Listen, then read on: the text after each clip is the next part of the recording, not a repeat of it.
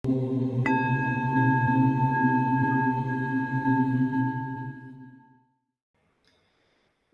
পরিবর্তনটাকে আধ্যাত্মিক দৃষ্টি দিয়ে যদি দেখি, তবে সেটার মানেটা কি দাঁড়ায়? মহাপুরুষরা মানে গুরু শিষ্যকে একটা শক্তি দিয়েছে। শিষ্য সাধনা করে তার রুদ্রগ্রন্থি খুলেছে, থার্ড গ্রন্থি খুলে তখন সে শক্তিটাকে আবার আরেকজনকে সে দিতে পারছে। এইভাবে সেই শক্তিটা ক্রমাগতভাবে পৃথিবীতে চলে এসছে, যেটা পৃথিবীতে দিব্যতাকে বাঁচিয়ে রেখেছে। তো এই শক্তির ধারক যখন কমে যায়, তখনই যুগ পরিবর্তনের প্রয়োজনীয়তা আসে। মানে যখন এই ধারক একদম মানে আর নেই বলা যেতে পারে। কেন ধারক কমে যায়? কারণ হলো মানুষেরা তাদের মতো করে শাস্ত্র ধর্ম চর্চা করে মনে করে তারা জ্ঞানী হয়ে গেছে, তাদের আর সেই পর্যায়ের গুরুর প্রয়োজন নেই। কিন্তু গুরুর প্রয়োজনটাকে তারা একেবারে অস্বীকারও করে না। কিন্তু যদি প্রকৃত গুরু তার জীবনে আসে, তবে তার কিন্তু জীবনে সমস্যা এসে যাবে। সে আধ্যাত্মিকতাটাকে একটা মানে শো অফ করবার মতন জায়গায় নিয়ে চলে গেছে, বা প্রথার জায়গায় নিয়ে চলে গেছে। সে সত্য খোঁজার জায়গায় ভাবছে না। একটা প্রথা, একটা সংস্কৃতি, একটা সিস্টেমকে রক্ষা করবার জন্য যেইটুকুনি, যখন সেইটা হয়ে যায়, তখন আসল সাধক যে গুরু কৃপা পেতে সক্ষম সেরকম লোক কমে যায়। সেই লোক কমতে কমতে কমতে কমতে এমন অবস্থায় চলে যায় যে একদম ক্ষীণ অবস্থায় গোটা কয়েক বেঁচে থাকে, যারা ওই শক্তির ধারক হয়ে থাকে।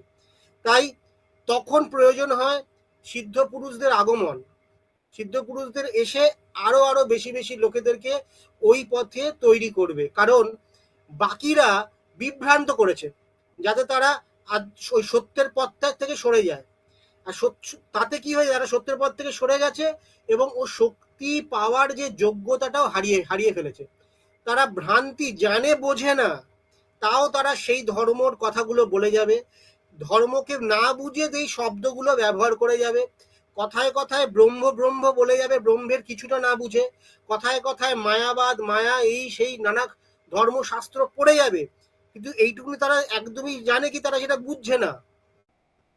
আদি শঙ্করাচার্য বুঝেছেন সেটা কি লিখেছেন তিনি, বেদব্যাস বুঝেছেন কি লিখেছেন, কৃষ্ণ বুঝেছেন তার বার্তা। আমরা যদি সেরকম হতে পারি সেই বার্তা পড়ে, তাহলেই আমরা বুঝেছি সেটা। তো না বুঝে কিছু কথা খালি মুখ দিয়ে আউড়ে গিয়ে একটা প্রথা রক্ষা করে যাওয়ার ফলাফলে যেটা ঘটেছে, আমরা আমাদের মধ্যে একটা ফলস প্রাইড বা একটা দম্ভ তৈরি হয়েছে। সেই দম্ভের জন্য ধারক কমে গেছে, সমর্পণ ভাব নেই। আমরা বলতে পারি না এই কথাটা যে আমরা জানি না, আমি জানি না, এই কথাটা যতক্ষণ না বলবো ও পূর্ণরূপে মানবো, ততক্ষণ ধারক হতে পারবো না সেই শক্তির এবং সেই গুরুর। আর এই যুগ পরিবর্তন এখন আমাদেরকে সেই দিকে ঠেলে নিয়ে যাচ্ছে। যদি আমরা পুনরায় নিজেকে তৈরি করতে এই আমি জানি না অবস্থা যদি না নিয়ে যেতে পারি, ও সেখান থেকে নিজেকে পুনরায় শিক্ষা দিতে যদি না পারি, তাহলে আমরা এই যুগের জন্য উপযুক্ত আর থাকবো না। এই যুগ আমাদেরকে ত্যাগ করবে, এই যুগ এর মধ্যে টিকতে পারবো না। কারণ তাই যুগ পরিবর্তন, কারণ যুগের কোনো কিছুই আর থাকবে না বলে যুগের পরিবর্তন।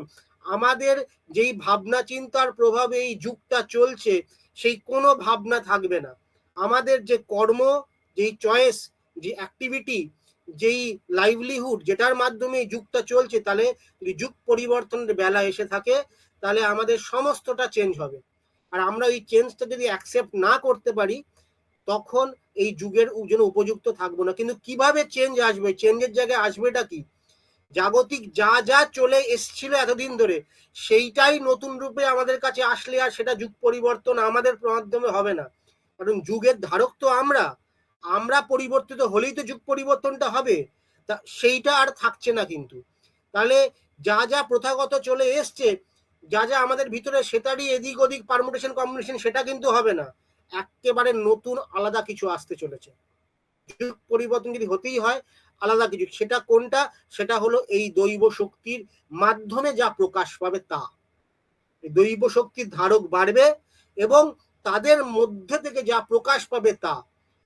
তখন আমরা উপলব্ধির মাধ্যমে প্রকৃত ধর্মশাস্ত্র বুঝবো, পালন করব, ও আমাদের উদ্ধার খালি করব না, সমাজের উদ্ধার করব, নতুন সমাজ গড়তে সহায়ক, মানে একটা ভালো রোল প্লে করব। তখন আমরা সঙ্গবদ্ধ হব। তো আমাদেরকে সাধক হতে হবে।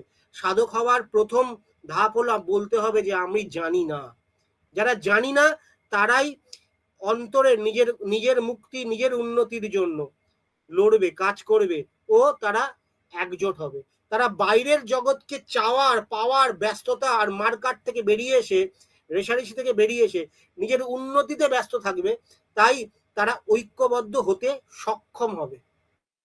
যখনই বাইরের চাওয়া পড়াতে ব্যস্ত থাকা হয় তখন তাদের মধ্যে ঐক্য সম্ভব নয়।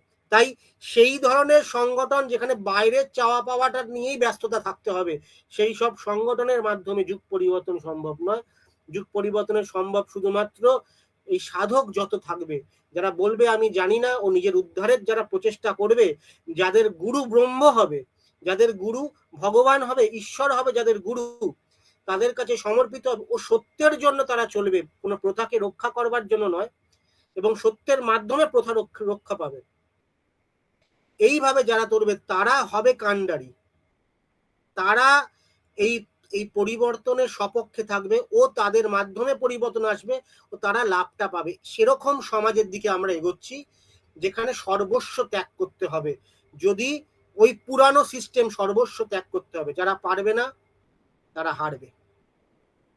এই হলো যুগ পরিবর্তন, যে আমাকে তৈরি হতে হবে, ওই শক্তিকে নাবার ক্ষমতা আমাদের মধ্যে তৈরি করতে হবে।